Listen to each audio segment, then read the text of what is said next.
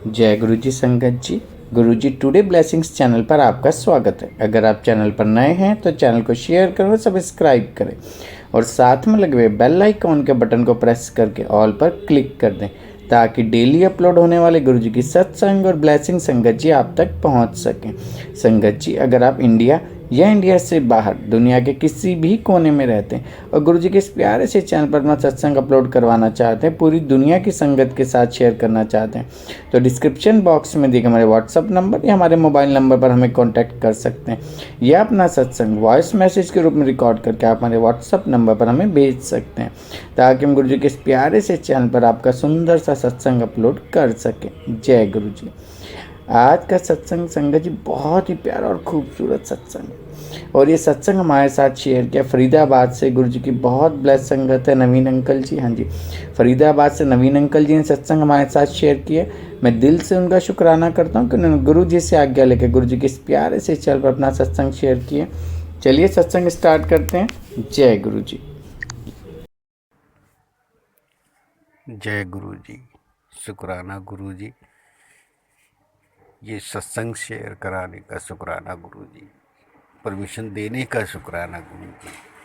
आपके आदेश से आज मैं ये सत्संग शेयर करने जा रहा हूँ। जय गुरु जी संगत जी। ये सत्संग गुरु जी के बर्थडे के टाइम का है, जिस वक्त गुरु जी 7 जुलाई से पहले का है। उस समय गुरु जी ने सेवा बख्शी बड़े मंदिर में 2 दिन की, 2 और 3 जुलाई के। तो उस समय जब हम सेवा के लिए गए, गुरु जी ने बहुत ही मेहर करी, जो सेवा बख्शी।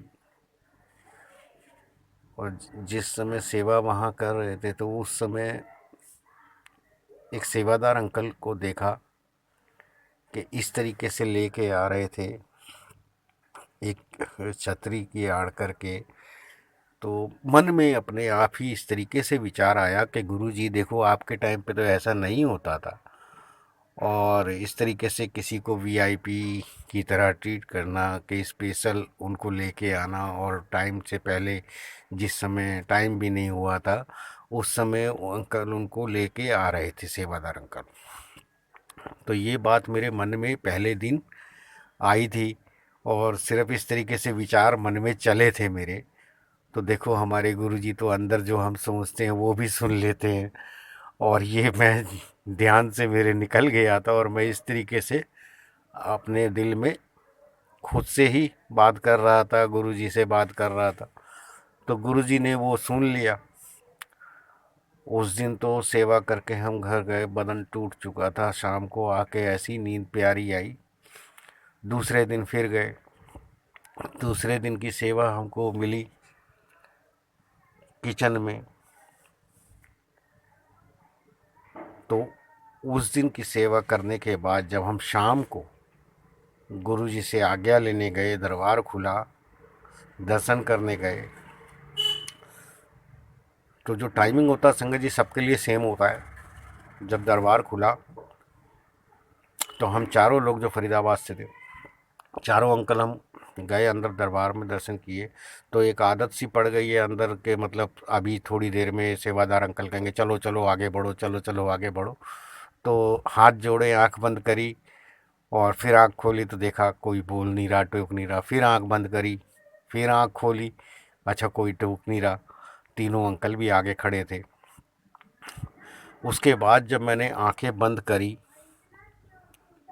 गुरुजी से सीधे कनेक्शन ऐसा जुड़ा कि मुझे नहीं पता मैं कितनी देर तक वहाँ ऐसे ही स्थिति में खड़ा रह गया और गुरुजी से कनेक्ट हो गया जिस समय। तो बस थोड़ी देर में गुरुजी की आवाज़ आती है अंदर से, चल हुन मांग ले, आज तुझे की चाहता है। दिमाग जागने लगा, लेकिन सोल देखो इतनी समझदार होती है कि समझदार के फिर से गलती ना कर बैठी।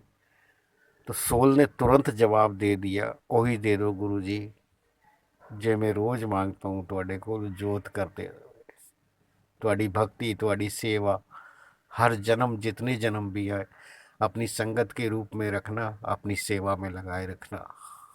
भाई ये शब्द बोले और फिर खामोशी थोड़ी देर के लिए। थोड़ी देर बाद फिर आवाज आती है, की कह रही सी तू वीआईपी। आँख खोल के देख पुत्र, तू ते मेरा वीवीआईपी पुत्र है।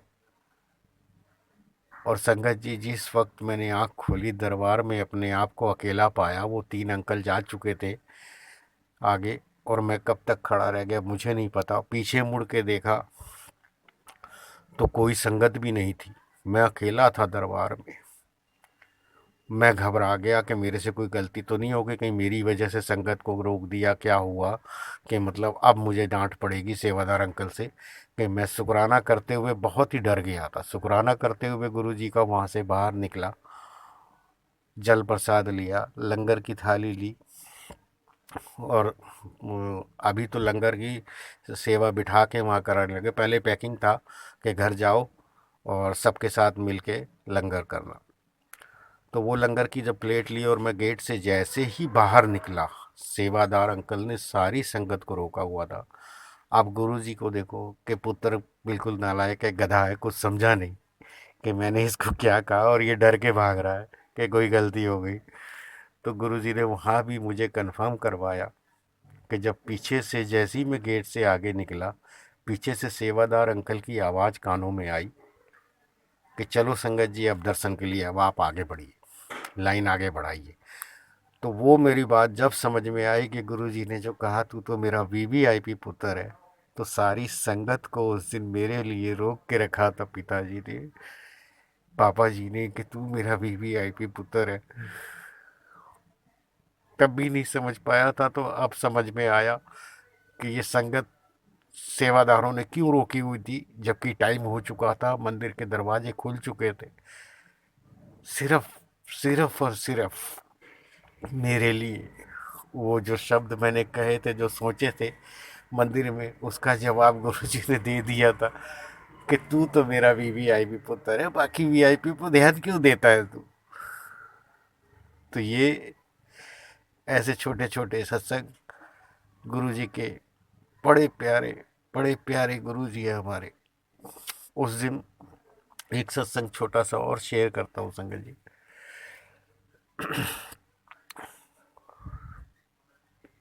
कुछ समय पहले, जो अभी स्टार्टिंग का सत्संग है मेरे, उस समय मैं सिर्फ यूट्यूब से देख देख के फॉलो करता था कि जैसे ऐसे ऐसे होता है। तो एक दिन क्या हुआ कि मैं सत्संग में गया था और वहाँ बैठा हुआ था, तो वहाँ चाय प्रसाद के साथ में बड़ी स्वादिष्ट गरम गरम कचौरी मिली। अब कचौरी इतनी स्वादिष्ट थी कि लालच आ गया मुझे, और मैं अंदर से बोल रहा, पापा जी कचौड़ी बड़ी स्वादिष्ट है, एक कचौड़ी और खिलवा दो, बोलो सेवादार अंकल को कि मेरे पास में आ जाए दोबारा से और एक कचौड़ी और दे जाए।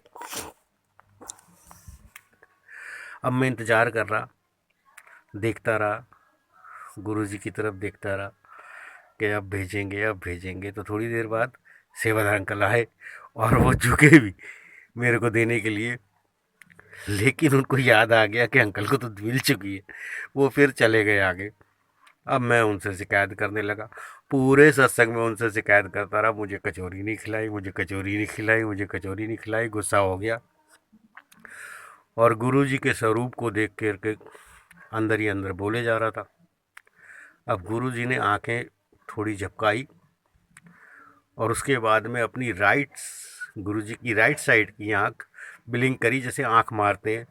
तो मैंने ऐसा कुछ सत्संग भी नहीं सुना था कि गुरुजी इस तरीके से भी कर दें। तो वो जब इस तरीके से हुआ तो मुझे समझ में नहीं आया, मैंने कहा हो सकता है मेरे कुछ बहम हो।